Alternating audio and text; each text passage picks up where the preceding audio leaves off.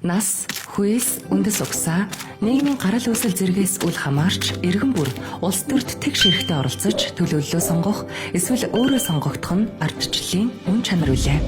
Монгол улсын нийт сонгогчдын 51%-ийг эмэгтэйчүүд бүрдүүлдэг бөгөөд сонгуульд ч идэвхтэй оролцдог.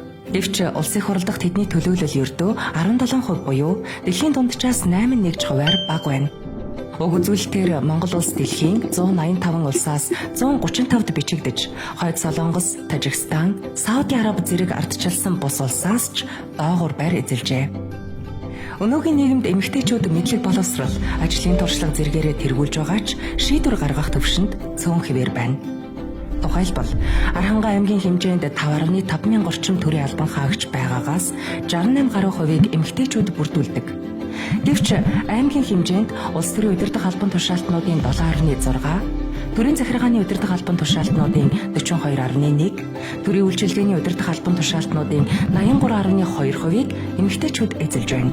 Үндэсний статистикийн хорооноос энэ жил гаргасан иргэдийн төлөөлөгчдийн хурал дахь эмэгтэйчүүд тайлангаас үзэхэд дэлхийд дахинд орон нутгийн удирдах байгууллагад суудалтай эмэгтэйчүүдийн хувь 33.9, Аранхай аймгийн хувьд энэ үзүүлэлт 25.2, улсын болон дэлхийн дунджаас доогуур байгаа юм.